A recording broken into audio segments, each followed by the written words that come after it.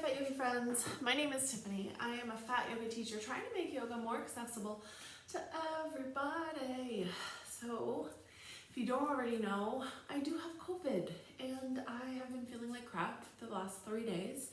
Today is the first day that I feel a little bit better, and I just really want to finish this 90-day challenge.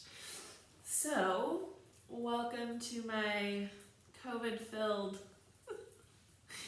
yoga philosophy talk. You're welcome. Okay. Today it's all about self-surrender, and it's called Ishvara. Ishvara refers to all-pervading consciousness. Pranidhana means to surrender. Together these words may be translated as trustful surrender to God, the last and most important of the Niyamas, and perhaps the most difficult for students to embrace. The Niyama is not a process of defeat or mindlessly submitting to another's will. It is the act of giving ourselves to a higher purpose. So when you're practicing meditation, you observe the thoughts and desires that distract your concentration, and instead rest your attention in the center of your being. At such times, you may be able to transcend the limitations of your attachments and send the presence of inner stillness in whatever form it presents itself. That experience, the sages tell us, guides us toward wholeness and the fulfillment of our inward quest. So, on one hand, there was the word God. So I know that some people look at yoga as a religious practice, which I don't feel the same. It's not really something I would consider a yoga practice whatsoever. I mean, a religious practice.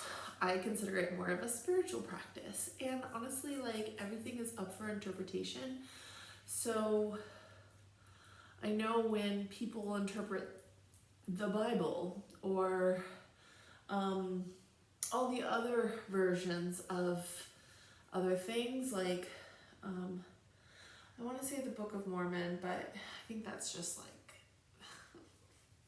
anyways, this is completely off subject. So people are constantly translating things differently. So the main thing I feel like with this last niyama is transcendence. It's like when you've reached the point in your meditation, in your yoga lifestyle, where you transcend and you can completely like raise to the higher level. It's almost like your state of consciousness is raising.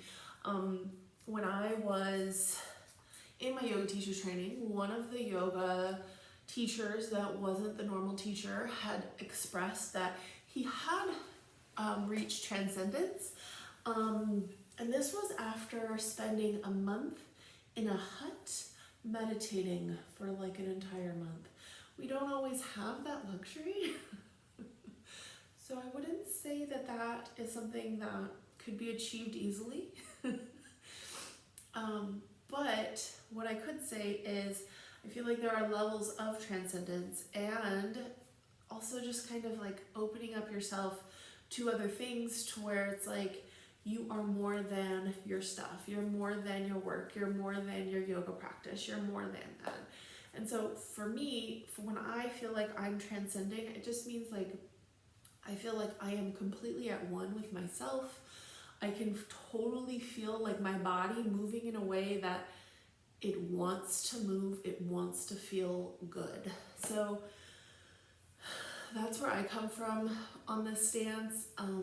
You're more than welcome to interpret this however you want, because I feel like yoga practice it's open. You can, I've read a bunch of different articles on this, and I'm just like, do it however you want. And so however you feel like is the best way for you, that's the way it's supposed to be done.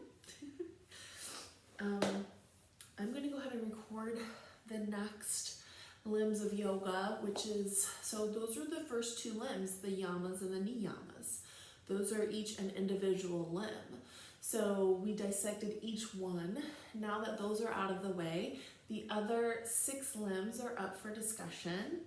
So I will go into all other 6, and I mean, one of them we've discussed at length throughout this entire process, which is asana, it's the physical practice. And so we've done a lot of work towards that. We just haven't done a lot of work in all of the other limbs. So let's get into it. Let's get into the other limbs. So I will see you tomorrow. I appreciate you. Love and light, friends.